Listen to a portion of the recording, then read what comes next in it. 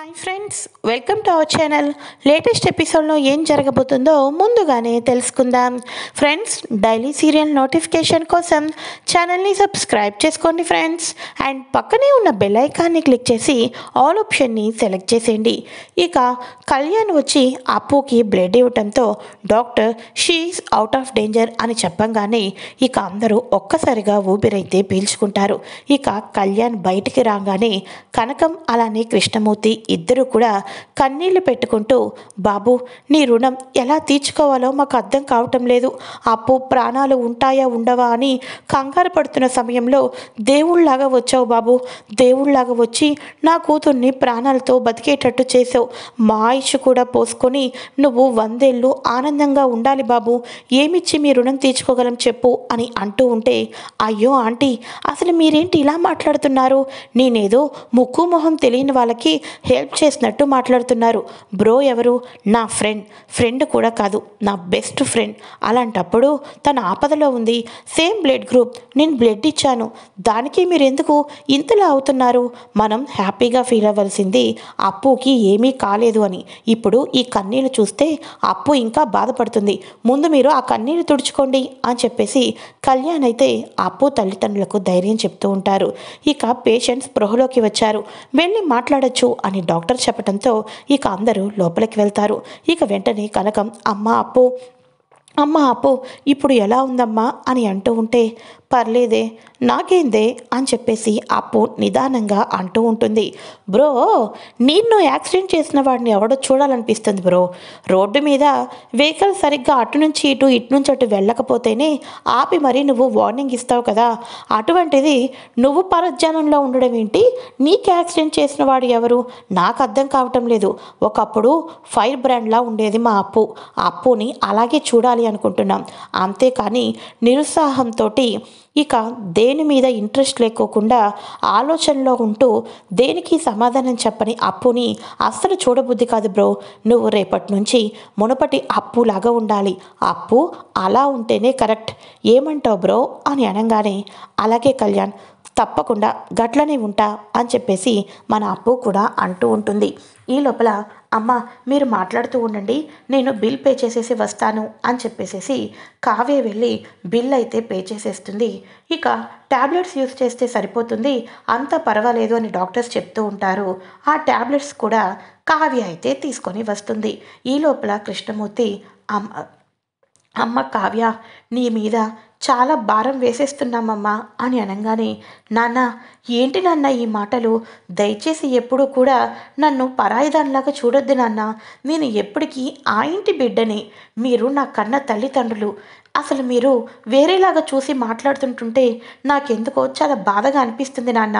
ఇప్పటికే అప్పు చాలా బాధపడుతుంది.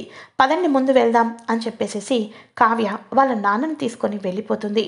ఇక, అమ్మ, ఈ ట్యాబ్లెట్ కంటిన్యూగా యూజ్ చేయమన్నారు, అప్పుని ఇప్పుడు డిశ్చార్జ్ చేస్తున్నారు అని అనగానే, అలాగే అని చెప్పేసి అందరూ బయటకు వస్తారు. అమ్మ కావ్య, ఇప్పటికే మీ అత్తవారింట్లో వ్రతం పెట్టుకున్నారు.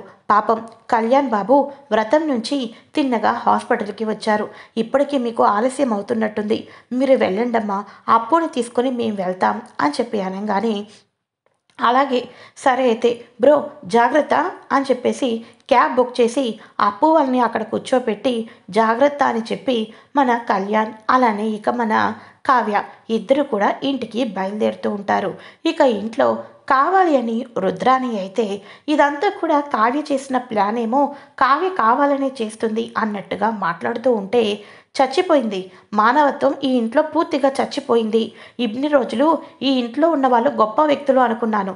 వీళ్ళ డిస్కషన్లు, వీళ్ళ మాటలు చూసిన తర్వాత దుగ్గిరాల వారి కాదు, అందరి ఇళ్లలానే మన ఇంట్లో కూడా 24 గంటలు గొడవలు అనిపిస్తుంది అని ఇందిరాదేవి అనడంతో అందరూ సైలెంట్ అయిపోతారు.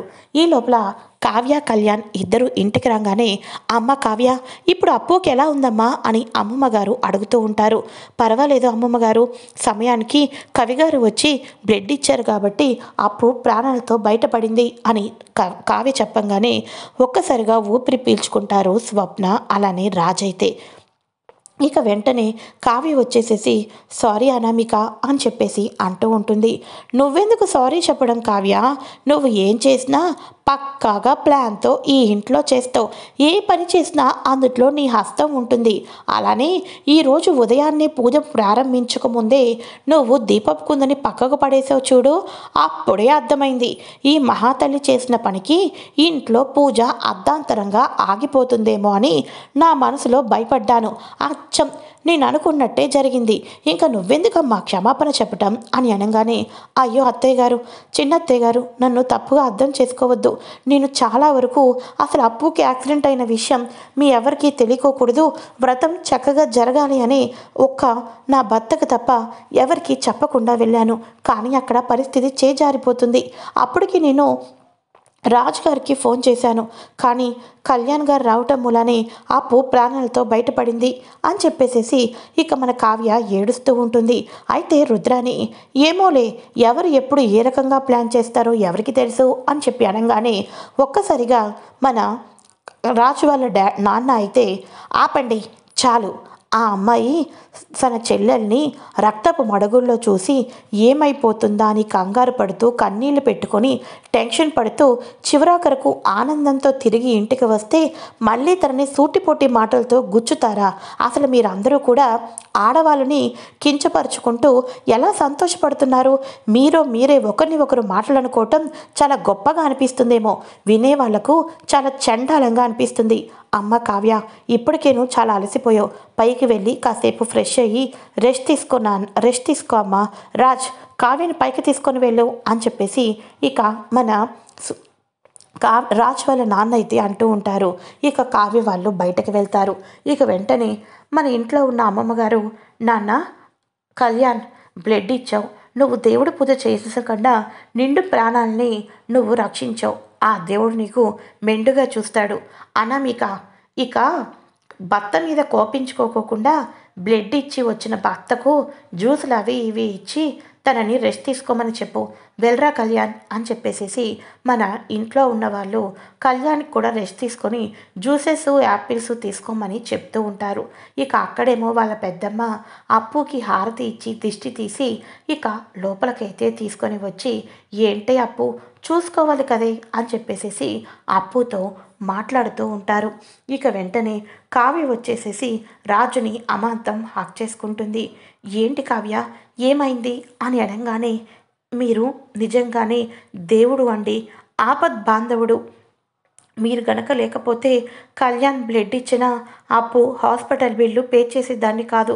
అడగక ముందే నేను హాస్పిటల్కి వెళ్ళిన గంటలోనే నా అకౌంట్కి మీరు డబ్బులు కొట్టారు అని చెప్పేసి అనగానే ఒక్కసారిగా రాజ్ కావ్య యొక్క అమాయకతత్వం, కావ్యకు ఆస్తులు అంతస్తుల మీద మక్కువ లేకపోవటం ఇదంతా గుర్తించి, కావ్య ఇది మన బాధ్యత, దానికి నువ్వు ఎమోషనల్ అవ్వద్దు, ఇంట్లో ఉన్న వాళ్ళందరి మాటల్ని పట్టించుకోవద్దు, వాళ్ళ మాటలు వింటే మన మీద మనకు చాలా బాధ అనిపిస్తుంది, దయచేసి వదిలేసేయి, కాసేపు రెస్ట్ తీసుకో అని చెప్పేసి రాజ్ కూడా కావ్యకైతే సపోర్ట్ చేస్తూ ఉంటాడు. అయితే ఇక ఇదిలా ఉండగా కావ్య వాళ్ళ అమ్మమ్మ వాళ్ళతో, అమ్మమ్మ గారు పంతులు గారిని పిలిచి మనం ఎలా అయినా సరే మళ్ళీ వ్రతానికి శోభనానికి ముహూర్తం పెట్టించాలి అని చెప్పేసి కావ్య అంటూ ఉంటుంది. మేము కూడా అదే పనిలో ఉన్నామమ్మా కావ్య, రేపు ఉదయాన్నే ఏదో ఒకటి చేపిద్దాం సరేనా అని చెప్పి అనగానే సరే అని చెప్పేసి అంటూ ఉంటారు. అయితే ఇక ఇదిలా ఉండగా ఉదయాన్నే కావ్య ఇంట్లో ఉన్న వాళ్ళందరికీ కాఫీ ఇస్తూ ఉంటుంది. ఇలా అందరూ కాఫీ తీసుకుంటూ ఉండగా కొత్త పెళ్లి కొడుకు పెళ్లి కూతురు కనిపించరు. పాపం ఇక కళ్యాణ్ బ్లడ్ ఇచ్చారు కదా, అందులోనూ కూడా బాధలో ఉన్నారు కదా, అందుకని చెప్పేసి ఇంకా లేవలేదేమో అని చెప్పేసి చూస్తూ ఉంటారు. ఇలా లేవలేదేమోనని అనుకుంటూ ఉండగా అపర్ణ అంటూ ఉంటుంది, దానిలక్ష్మి ఏంటి నీ కోడలు మొన్న ఫస్ట్ రోజు మాత్రమే అందరికీ కాఫీ లాంటి టీ పెట్టి ఇస్తాను అనింది, కానీ ఇంకా లేవలేదా? ధాన్యలక్ష్మి నిన్నే అడుగుతుంది, నీ కొడుకు కొడలు ఏరి అని చెప్పేసి అనగానే, వస్తారక్క, కంగారెందుకు అని ధాన్యలక్ష్మి కూడా అంటూ ఉంటుంది. ఇంతలో ఇందిరాదేవి, మేమెవరం కంగారు పడటం లేదు ధాన్యలక్ష్మి, వాళ్ళు కూడా వస్తే పంతులు గారికి ఫోన్ చేశాను, పంతులు గారు బయలుదేరారు. ఇక వ్రతానికి, అంతేకాకుండా మళ్ళీ వీళ్ళ కార్యానికి ముహూర్తం పెట్టిద్దాము అని చెప్పేసి దాని గురించి మాట్లాడదామని అడుగుతున్నాం అని చెప్పేసి ఇందిరాదేవి అంటూ ఉంటుంది. ఈ లోపల ఒక్కసారిగా ధాన్యలక్ష్మి వ్రతానికా అని చెప్పేసి అంటూ ఉంటుంది. గుడి నుంచి కళ్యాణ్, అనామిక లోపలకైతే అప్పుడే ఇంటికి వస్తారు. ధాన్యలక్ష్మి, అనామిక, వ్రతం ఎలా జరిగింది అని అనగానే, బాగా జరిగింది అత్తయ్య గారు, ఇదిగోండి ప్రసాదం అని చెప్పేసి ఇస్తూ ఉంటుంది. ఇదేంటిది, ఇంత ఉదయాన్నే ఎక్కడికి వెళ్ళొచ్చారు అని అనగానే, ఈ ఇంట్లో జరుగుతున్న పూజలకి వ్రతాలకి నమ్మకం లేక నా కొడుకు కోడల్ని సత్యనారాయణ స్వామి వ్రతాన్ని గుడిలోనే జరిపించుకోమని నేనే ఉదయాన్నే పంపించాను. గుడిలో అయితే ఆపేవాళ్ళు, అడ్డుపడేవాళ్ళు ఎవరు ఉండరు కదా అత్తయ్య గారు, అందుకని వాళ్ళిద్దరికీ వ్రతం జరిపించుకోమని చెప్పాను, వాళ్ళు గుడి నుంచే వస్తున్నారు అని ధాన్యలక్ష్మి చెప్పంగానే, ఎప్పటి నుంచి నీ సొంత నిర్ణయాలు తీసుకోవటం మొదలుపెట్టావు ధాన్యలక్ష్మి? ఓహో, నువ్వు కూడా సొంత నిర్ణయాలు తీసుకోగలుగుతావు అని నాకు ఇప్పుడిప్పుడే అర్థమవుతుంది అని చెప్పేసి అపర్ణాదేవి అయితే అంటూ ఉంటుంది. సర్లేండి, ఇప్పుడు ధాన్యలక్ష్మి చేసింది తప్పేం కాదు కదా, పోనీలే అపర్ణ, నిన్న ఆగిపోయిన వ్రతానికి ఎంత త్వరగా చేపిస్తే మంచిదా అని చేపించినట్టు ఉంది, పోనీలే అని చెప్పేసేసి అనగానే ఇక వాళ్ళు లోపలికి వస్తారు. నమస్కారం అండి అని పంతులు గారు అయితే వస్తారు. పంతులు గారు, వ్రతం అయితే జరిగిపోయింది, ఇక మిగిలింది కార్యమే, దానికి ముహూర్తం పెట్టండి అని అనగానే పంతులు గారు మొత్తం వెతుకుతూ ఉంటారు. ఏమైంది పంతులు గారు అని అనగానే, అమ్మ, నిన్న ముహూర్తమే లాస్ట్ ముహూర్తం, ఇంకో 15 రోజుల వరకు మంచి ముహూర్తాలే లేవమ్మా, 15 రోజుల తర్వాతే ఉన్నాయి అని అనగానే, సరే అయితే ఆ ముహూర్తాన్ని చూద్దాం, 15 రోజుల తర్వాతే ముహూర్తం పెడదాం అని చెప్పేసి అనగానే పంతులు గారు వెళ్ళిపోతారు. ఇక ఏం చేస్తాం, కొంతమంది మహాతల్లులు చేసిన పనికి నా కొడుకుకి కొడలకి అచ్చటా ముచ్చటా లేకుండా అయిపోయింది. ఏంటో కావాలనే చేస్తారో లేకపోతే తెలిసే చేస్తారో తెలియక చేస్తారో అని చెప్పేసేసి కావి ముఖం చూస్తూ ధాన్యలక్ష్మి అపార్థం చేసుకుంటూ ఉంటుంది. అయితే ఇక ఇదిలా ఉండగా కావి వచ్చేసేసి అప్పుతో మాట్లాడుతూ ఉంటుంది. ఎలా ఉందంటమ్మా ఇప్పుడు అప్పుకి అని చెప్పేసి మాట్లాడుకుంటూ ఉంటారు. రాజు వచ్చి ఆఫీస్కి అయితే వెళ్ళిపోతారు. అయితే ఇక ఇదిలా ఉండగా కళావతి వచ్చేసేసి, అమ్మమ్మ గారు, నిన్న అప్పుని హాస్పిటల్లో చూడటమే, ఒకసారి అప్పుని కలుద్దాం, అప్పు దగ్గరికి వెళ్దామని అనుకుంటున్నాను అని చెప్పేసి అనగానే స్వప్న కూడా వచ్చి, అవునమ్మమ్మ గారు, నేను కూడా అప్పుని కలుద్దాము అనుకుంటున్నాను, నిన్న హాస్పిటల్కి కూడా వెళ్ళలేకపోయాను అని స్వప్న అంటూ ఉంటుంది. బాధ్యతగా మీరిద్దరమే కాదమ్మా, ఇంటి పెద్దలుగా కనకంని, అప్పుని పరామర్శించవలసిన బాధ్యత మా మీద కూడా ఉంది, పదండి వెళ్దాం అని చెప్పేసేసి ఇద్దరు పెద్దవాళ్ళు వెళ్దామంటే, అయ్యో అమ్మమ్మ గారు, మీకెందుకండి ఇబ్బంది, కావాల్సి వస్తే మీరు ఫోన్లో మాట్లాడుదురు అని అంటూ ఉంటుంది కావ్య. అది పద్ధతి అనిపించుకోదమ్మా కావ్య, నా బావకి బాగోలేనప్పుడు మీ తల్లిదండ్రులు పరుగు పరుగున వచ్చి పార్వతీ పరమేశ్వరులాగా మీరు చివరి వరకు కలిసిమెలిసి ఉండాలి అని కనకం మాకు ధైర్యం చెప్పి వెళ్ళింది. అటువంటి కనకానికి కూతురికి బాగోనప్పుడు మేము కూడా ధైర్యం చెప్పాలి కదా, పదండి వెళ్దాం అని చెప్పేసేసి వీళ్ళందరూ కారులో అయితే వెళ్తూ ఉంటారు. ఇక వెంటనే కనకం ఇందిరాదేవిని చూసి, అమ్మ మీరా అని చెప్పేసి లోపలికైతే రమ్మంటుంది. ఇక వెంటనే కనకం ఫ్రూట్స్ అన్నీ ఇచ్చి, ఇవి జ్యూసెస్, ఫ్రూట్స్, డ్రై ఫ్రూట్స్ అన్నీ కూడా అప్పుకి పెట్టచ్చు, అప్పుకి ఇవ్వండి, నీరసం రాకుండా ఉంటుంది అని అనగానే, అలాగే అమ్మ, కూర్చోండి అని చెప్పేసి చీర కొంగుతోనే కుర్చీలు అన్నీ తుడిచి ఇక కూర్చోపెడుతుంది. ఇక వెంటనే అప్పు ఇప్పుడు ఎలా ఉంది అని అనగానే, పర్వాలేదు అమ్మమ్మ గారు అని అప్పు అంటూ ఉంటుంది. ఇక అప్పుడు అమ్మమ్మ గారు సీతారామయ్య గారు ఇద్దరు కూడా, అమ్మ అప్పు, జీవితంలో ఎలాంటి వాళ్ళకైనా మధ్యలో కొన్ని ఇబ్బందులు, కష్టాలు, బాధలు వస్తూ ఉంటాయి, అది అందరికీ సహజం. కష్టాలు, బాధలు వచ్చాయని జీవితం ఇక్కడితో ఆగిపోయింది అని నిరుత్సాహపడిపోతూ జీవితంలో కోల్పోయిందే గుర్తు తెచ్చుకుంటూ ఉంటే ఎవరం జీవితంలో ఏదీ సాధించలేం.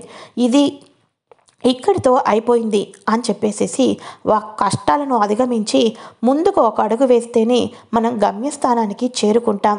నువ్వు చిన్నపిల్లవి, నీకు చాలా బంగారం లాంటి భవిష్యత్తు ఉంది. కాబట్టి ఇక నుంచైనా సరే రెస్ట్ తీసుకుంటూ నీ కెరీర్ మీద దృష్టి పెట్టుకో. ఇక అప్పుని అందరూ శభాష్ అనిపించేటట్టు చేసుకోవాలి అని చెప్పేసి అప్పుకి మోటివేషన్తో మాట్లాడుతూ ఉంటారు మన సీతారామయ్య గారు, ఇందిరాదేవి, కావ్య, స్వప్న వీళ్ళందరూ కూడా. ఇదిలా ఉండగా ఇంట్లో ఎవరూ లేని సమయం చూసి రుద్రాణీదేవి అనామికతోటి, అనామిక నాకు చాలా బాధగా ఉంది, వ్రతము జరగనివ్వలేదు, ఇక మీ మొదటి రాత్రికి కూడా 15 రోజుల సమయం ఉంది అని చెప్పేసి అంటున్నారు. నాకెందుకో ఇదంతా కూడా కావ్య చేసిన పనిలాగే అనిపిస్తుంది అని అనగానే, ఏమో ఆంటీ నాకు అలాగే అనిపిస్తుంది అని అనామిక అంటూ ఉంటే, ఫస్ట్ నువ్వు ఇక నీ భర్తను కంట్రోల్లో పెట్టుకోలేకపోతున్నావు అనామిక. నీ భర్త వదినా వదినా వదినా అని ఆ కావ్య వెనకాతలే తిరుగుతున్నాడు. మొదటిలో మా రాజు అయితే కావ్యని నెగ్లెక్ట్ చేసేవాడు.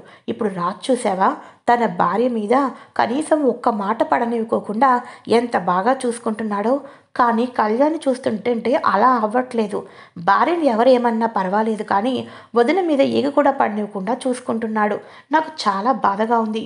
రేపో మాపో ఈ ఇంట్లో పెద్దవాళ్ళు ఆస్తి భాగాలు తీసుకుంటారు. ఆస్తి భాగాలు పంచే సమయానికి కళ్యాణ్ ఆస్తి నాకు అక్కర్లేదు, వదిన పేద కుటుంబం నుంచి వచ్చింది, వదినకే ఇచ్చేసేయండి అన్నా అనొచ్చు. ఏం చేస్తాం?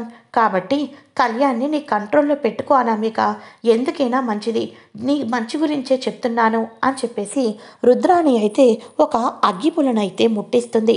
అనామిక ఇక రుద్రాణి మాటలకు పూర్తిగా మారిపోయి ఇక కళ్యాణ్ని తన గుప్పెట్లో పెట్టుకోవాలని కళ్యాణ్ గురించి ఆలోచిస్తూ ఉంటుంది. అయితే ఇక ఇదిలా ఉండగా కళ్యాణ్ కొత్త కంపెనీ ప్రాజెక్ట్ గురించి పూర్తి డీటెయిల్స్ అన్నీ కూడా ఫైల్లో ఉన్నాయి. ఆ ఫైల్ని మర్చిపోయాను, కొంచెం తీసుకొని రా అని చెప్పేసి రాజ్ ఫోన్ చేయగానే అలాగే అని చెప్పేసి అంటూ ఉంటారు. అన్నయ్య కొంచెం ఒక 50,000 అకౌంట్కి ట్రాన్స్ఫర్ చేయవా అని చెప్పి అనగానే, కొడుతున్నాను చూడరా అని చెప్పేసి అనగానే కళ్యాణ్ అయితే బయలుదేరుతాడు. అయితే ఇదంతా చూసిన మన అనామిక అసలు రాజ్కి ఒక పని మనిషిలాగా కళ్యాణ్ ఫైల్స్ ఇవ్వటానికి ఆ ఆఫీస్కి ఈ ఆఫీస్కి తిరుగుతున్నాడు.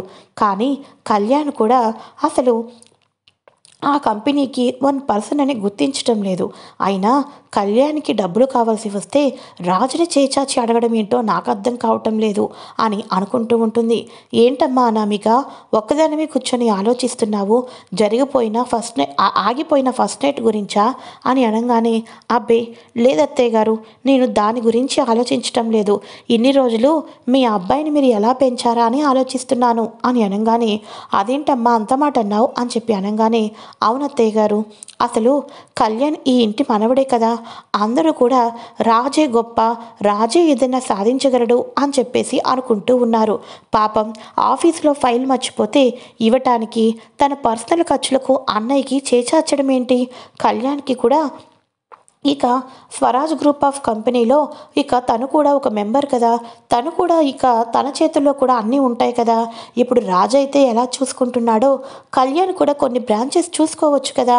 కళ్యాణ్కి ఏమీ తెలియనట్టు పక్కన పెట్టేస్తే కళ్యాణ్ జీవితాంతం అన్నయ్య మోచేత నీళ్ళు తాగడం తప్ప జీవితంలో ఏదీ సాధించలేడు కదా అత్తయ్య గారు అని చెప్పేసేసి అనామిక మన ధాన్యలక్ష్మికి పూర్తిగా బ్రెయిన్ వాష్ చేస్తుంది.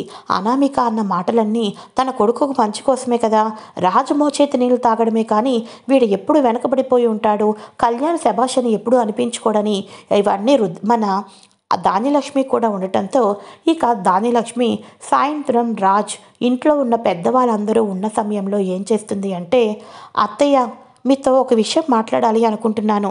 నా కొడుకు ఏం తక్కువ, మన దగ్గర ఉన్న బ్రాంచెస్ అన్నీ కూడా రాజే చూసుకుంటున్నాడు కదా, అందుకని రాజ్ చూసుకుంటున్న బ్రాంచెస్లో సగం బ్రాంచెస్ అన్నీ కూడా కళ్యాణ్కి అప్పచెప్తే కళ్యాణ్ కూడా చూసుకుంటాడు కదా అని చెప్పేసేసి బిజినెస్ని 2 భాగాలుగా విభజింపమని అనామిక చెప్పినట్టు ధాన్యలక్ష్మి కూడా చెప్తుంది. ఒక్కసారిగా అపర్ణాదేవి, ధాన్యలక్ష్మి ఇవి నువ్వు మాట్లాడుతున్న మాటలా, నీ వెనకాతల నీ కోడలు అనిపిస్తున్న మాటలా అని చెప్పేసి అనంగానే ఒక్కసారిగా ధాన్యలక్ష్మి ఎవరేం మాట్లాడినా నిజమే కదా అక్క, కళ్యాణ్ని ఏమీ తెలియని అమాయకుల్లాగా దూరం పెడుతున్నారు. కానీ కళ్యాణ్ ఏమీ సాధించలేకపోతున్నట్టు ఉంది. కానీ కళ్యాణ్ కూడా సాధిస్తాడంటే ముందు బ్రాంచెస్ ఇవ్వాలి కదా. ప్రతిదీ రాజే శబాష్ అనిపించుకొని రాజే ముందుకు నడిపిస్తున్నాడు. కానీ ఇంట్లో కళ్యాణ్ ఉన్నాడని ఎవరైనా గుర్తిస్తున్నారా అని చెప్పేసి చెప్పడంతో ఇక ఇంతలో మన సీతారామయ్య గారు ఇందిరాదేవి, ఈ విషయం నువ్వు ఎప్పుడూ అడిగి ఉంటే బాగుంటుంది. కొత్త గొడవలు వచ్చిన తర్వాత అడుగుతున్నావు చూడు ధాన్యలక్ష్మి, నీలో చాలా మార్పు కనిపిస్తుంది. అలా అయితే ఈ ఇంట్లో సుభాష్ ఉన్నాడు, ప్రకాశం ఉన్నాడు. కానీ ఏ రోజు ఎవరు ఎక్కువ సంపాదిస్తున్నారు, ఎవరు తక్కువ సంపాదిస్తున్నారో నీకు బాగా తెలుసు. అయినప్పటికీ తారతమ్యాలు ఉన్నాయా ఈ ఇంట్లో? ఇక ఇంకో రకంగా చెప్పాలి అంటే ధాన్యలక్ష్మి అపర్ణాదేవి కన్నా నీ దగ్గరే బంగారాలు ఎక్కువగా ఉన్నాయి.